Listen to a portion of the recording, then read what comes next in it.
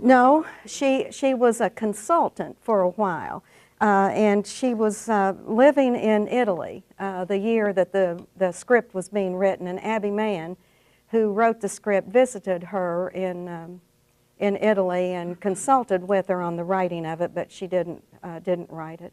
And I don't know what she finally thought of it. It's really a fine movie, and it's still available in at Blockbuster and Netflix and places like that.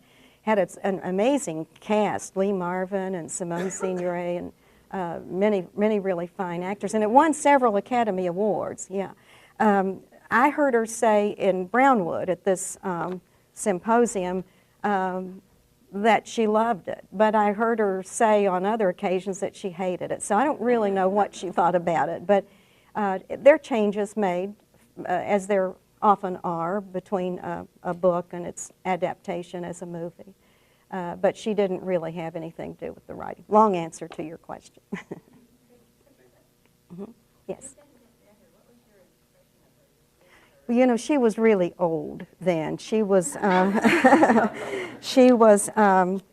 she was 86 when I met her, and she had only 4 more years to live.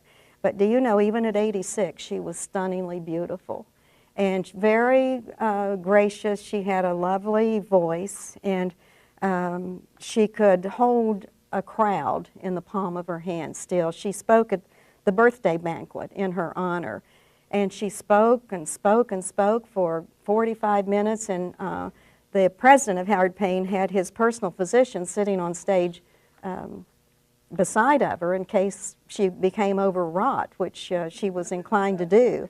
But she was an amazing woman even at that point. Of course, a couple of years after that, she started having strokes, and that changed her personality, and ultimately she became bedfast. But in '86, she was still pretty good. She was, this was in Brownwood, and Howard Payne was controlled by a Baptist board of trustees, and she wanted to take them all out for champagne, and so he had to finesse that a little bit.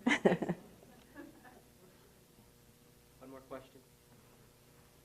What separates her for you from other writers similar to her, like Katherine Anne Porter or I think that it's the quality of her art, and there is a classical precision in her art that we don't find in many writers. It's always the perfect word, the tightness of the structure, and she didn't shy away from writing about very painful things. One of her friends read my manuscript and said, "Oh, I wish you would shorten the last part of it where you describe her death. It was very painful to read." And I said I couldn't do that to her, that the woman who wrote The Jilting of Granny Weatherall deserved to have her own death treated with thoroughness and respect.